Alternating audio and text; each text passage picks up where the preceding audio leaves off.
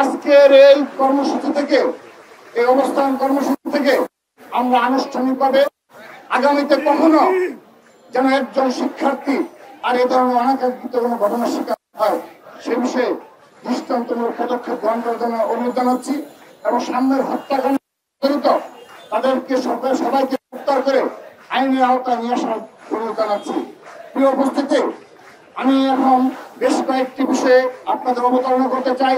এই সাম্য এবং সর্বশেষ আমরা পারভেজকে হারিয়েছি, অর্থাৎ স্বল্প সময়ের ব্যবধানে রাজধানী ঢাকায় বেসরকারি বিশ্ববিদ্যালয়ে আমরা পারভেজকে হারালাম এবং সর্বশেষ ঢাকা বিশ্ববিদ্যালয়ে আমরা সাম্যকে হারালাম। স্বাভাবিকভাবেই ছাত্র দলের নেতা কর্মীরা যারা বিগত 15.5 বছর এই খুনি হাসিনার বিরুদ্ধে প্রকাশ্যে হাসিনার চোখে চোখ রেখে, হাসিনার প্রশাসনের চোখে চোখ রেখে রাজপথে লড়াই করেছে, সংগ্রাম করেছে, তাদের হৃদয়ে রক্তক্ষরণ হয়েছে যে এই স্বল্প সময়ের ব্যবধানে তারা তাদের 2 সহকর্মীকে, পদ্মারে 2 জন নেতাকে তারা হারিয়েছে। তারা স্বাভাবিকভাবে ক্ষুব্ধ, তারা স্বাভাবিকভাবে ব্যথিত, তার খুব অবশ্যই সোশ্যাল মিডিয়ায় প্রকাশ করেছে এবং আমরা অবশ্যই সেই সময়ে বেশ কিছু দাবি দেওয়ার সামনে এসেছে। এটি স্বাভাবিক, কারণ ছাত্রদল বাংলাদেশের সবচেয়ে বৃহৎ ছাত্র সংগঠন। স্বাভাবিকভাবেই একজন সহকর্মীকে যখন এইভাবে হত্যাকাণ্ডের শিকার হতে হয় তাদের মেনে নিতে কষ্ট হয়। এখন তো খুনি হাসিনা নেই, এখন কেন এই ধরনের হত্যাকাণ্ডের শিকার হবে ছাত্রদলের নেতা কর্মীরা? সে কারণে তারা প্রতিক্রিয়া জানিয়েছে এবং যৌক্তিকভাবে সে প্রতিক্রিয়া দেখেছে। কিন্তু এই বাংলাদেশে একটি গুপ্ত সংগঠন রয়েছে, 1971 সালের পরাজিত শক্তিদের দূষর রয়েছে, যারা এই ঢাকা বিশ্ববিদ্যালয়ে এখনো গুপ্ত অবস্থায় রাজনীতি করে, যারা প্রকাশ্যে তাদের সংগঠনের পরিচয় দিতে লজ্জাবোধ করে। সেই সংগঠনের নেতা কর্মীরা সাম্যের হত্যাকাণ্ড নিয়ে সোশ্যাল মিডিয়ায় প্রপাগান্ডা ছড়িয়েছে। আমরা শুধু নিন্দা জানিয়ে ক্ষান্ত হব না, আমরা তাদেরকে দাঁত ভাঙা জবাব দেওয়ার জন্য আমরা যখন মনে করব তাদেরকে রাজপথে আমরা সেভাবে জবাব দেব। আমরা আমাদের ভাইকে হারিয়েছি, আমাদের স্বাভাবিকভাবে আমাদের নেতা কর্মীরা ক্ষুব্ধ থাকবে। আপনারা লক্ষ্য করে দেখবেন তারা কতটা হিংস্র, তারা কতটা মনুষ্যত্বহীন, সেই প্রমাণ তারা সোশ্যাল মিডিয়ায় দিয়েছে। তারা ইতিমধ্যে 3 জনকে গ্রেপ্তার করা হয়েছে বলে আমাদের জানানো হয়েছে। যদিও আমরা এই বিষয়ে স্পষ্ট বক্তব্য রাখছি না, কারণ বিশ্ববিদ্যালয় প্রশাসন আনুষ্ঠানিকভাবে আমাদের অবহিত করেনি যে এই 3 জনই সত্যিকার অর্থে সামনের খুনি এবং সেই হত্যাকাণ্ডের সাথে পুরোপুরি জড়িত, আমাদেরকে তারা স্পষ্ট করেনি। সে কারণে আমরা এই বিষয়ে পরবর্তীতে আরো বেশি স্পষ্ট বক্তব্য রাখবো।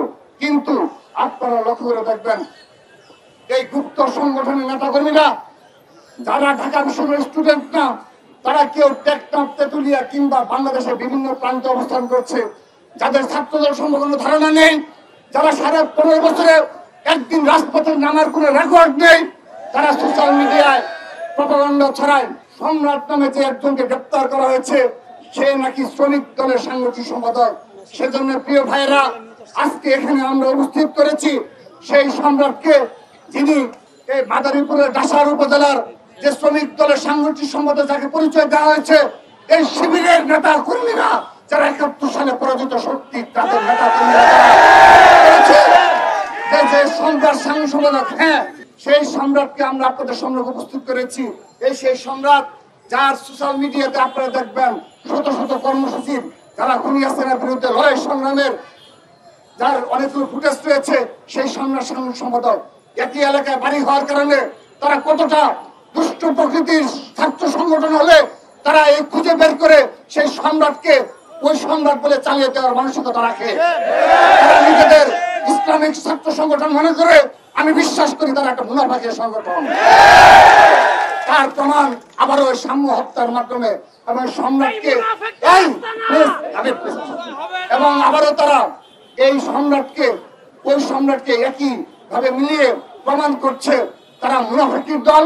এবং সেই কারণে 1990 সালে সকল সংগঠন, সকল ছাত্র সংগঠন মিলে তাদের বিরুদ্ধে নিষিদ্ধের পক্ষে অবস্থান গ্রহণ করেছিল।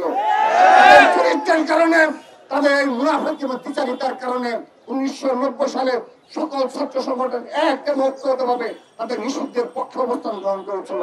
সেই অবস্থান আজ অবধি রয়েছে।